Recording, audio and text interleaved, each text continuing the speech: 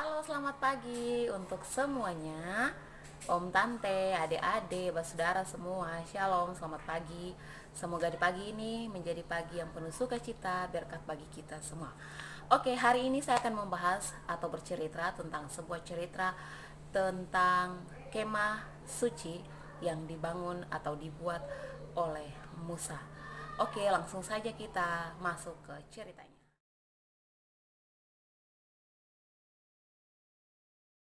Adik-adik, kemah suci dalam bahasa Latin yaitu Mishkan. Mishkan artinya tempat tinggal Allah. Nah, kemah suci adalah tempat ibadah sentral bagi bangsa Israel selama perjalanan mereka menuju ke tanah Kanaan. Setelah mereka bebas dari tanah Mesir, dari tempat perbudakan, mereka akan menuju ke tempat yang dijanjikan Allah, yaitu tanah Kanaan. Selama 40 tahun perjalanan mereka membuat yang namanya tempat atau kemah suci untuk tempat tinggal Allah. Nah, dari unsur-unsur kemah suci inilah maka dibangun yang namanya bait suci yang permanen di Yerusalem pada abad ke-10 sebelum Masehi. Nah, dalam bahasa Inggris, kemah suci yaitu tabernacle. Kemudian dialihsarahkan menjadi tabernakel ke dalam bahasa Indonesia. Nah, tabernakel dalam bahasa Latin yaitu tabernaculum. Tabernaculum yang artinya tempat tinggal, pondok, atau kemah, atau juga gubuk.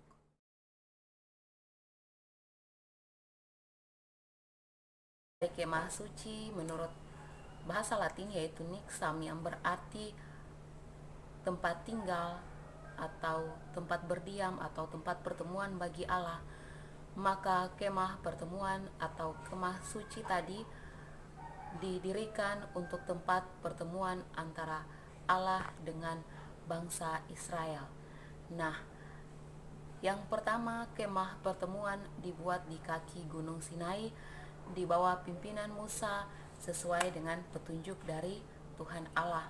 Yang kedua, kemah itu dibongkar pasang selama perjalanan bangsa Israel menuju tanah perjanjian, yaitu tanah Kanaan. Yang ketiga, tempatnya berada di timur Sungai Yordan. Yang keempat, setelah melewati Sungai Yordan, kemah dipasang di Gilgal. Yang kelima, setelah Yosua merebut tanah Kanaan, kemah itu kemudian didirikan di Silo, di mana Yosua dan imam besar Eliezer membagi tanah kepada suku-suku Israel untuk berdiam di tanah Kanaan.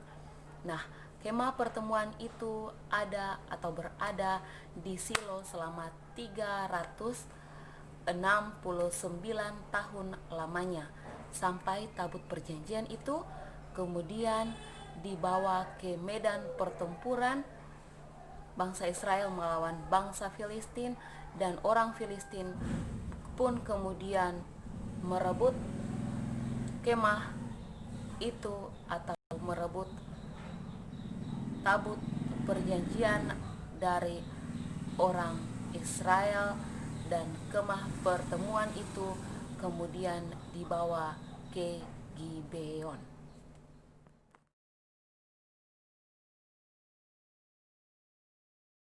Pertemuan atau kemah suci sendiri tidak bangun begitu saja. Kemah pendirian dibangun sesuai petunjuk yang diberikan dari Tuhan Allah. Nah, kerangka pendirian kemah suci menurut kitab Keluaran yaitu di pasal 25 menjelaskan tentang persembahan kudus, kemudian ada tabut perjanjian, meja untuk roti sajian, dan kendil. Pasal 26 di sana dijelaskan tentang kain penutup, papan dan palang kayu, tabir dan perkakas dari kemah suci itu sendiri.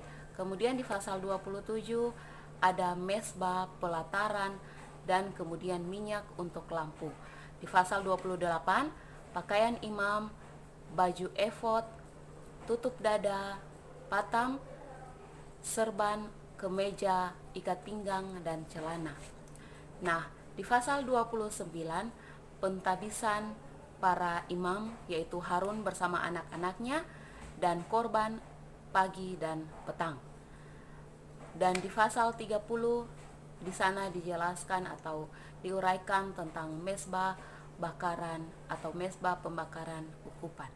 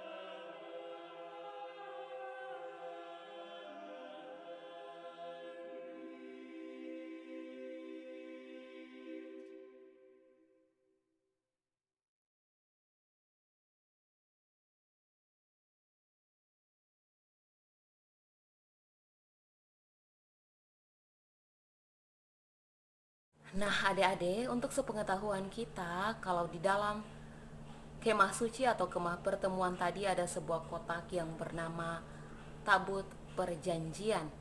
Nah, tabut perjanjian ini disengaja diletakkan di dalam kemah pertemuan sesuai dengan petunjuk dari Tuhan Allah. Nah, tabut perjanjian ini sendiri ketika peperangan bangsa Israel melawan bangsa Filistin, mereka merebut tabut perjanjian ini dari bangsa Israel. Oke adik-adik, untuk tabut perjanjian kakak akan membahasnya di channel yang lain. Adik-adik bisa menontonnya. Nah, kembali lagi ke cerita tabut perjanjian direbut oleh bangsa Filistin saat melawan bangsa Israel. Tabut perjanjian itu kemudian dibawa bangsa Filistin dan ditempatkan mereka di sana. Namun apa yang terjadi dengan mereka? Malah petaka menimpa mereka karena rasa penasaran mereka akan tabut tersebut. Mereka akan membuka dan melihat apa yang ada di sana. Namun hal itu membawa malapetaka bagi mereka. Tidak lama kemudian tabut perjanjian tersebut dikembalikan bangsa Filistin dengan 2 ekor kuda menarik tabut tersebut tanpa kusir atau tanpa ada orang yang mengendarai. Jadi tabut perjanjian itu dibawa oleh 2 ekor kuda sampai ke suatu tempat yang bernama Bet Semes. Namun hal yang sama terjadi juga kepada bangsa atau orang-orang yang tinggal di Bet Semes. Malapetaka yang sama menimpa bangsa Bet Semes karena mereka juga mempunyai rasa penasaran untuk melihat isi dari tabut perjanjian itu. Kemudian tabut perjanjian itu disimpan di Kiryat Yearim selama 20 tahun. Nah, setelah Salomo membangun bait suci atau tempat kudus bagi Allah, kemah itu kemudian tidak pernah disebutkan.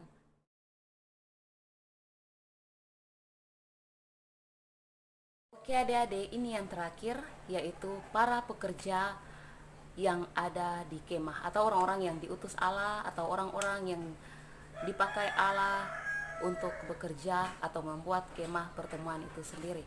Adik-adik bisa baca di dalam kitab Keluaran pasal 31 ayat 1 sampai ayatnya yang ke-11.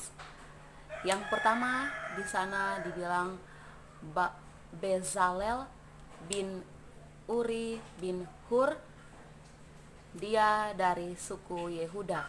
Dan yang kedua ada Aholiab bin Ahisamak, dia dari suku Dan, atau dia dari keturunan Dan.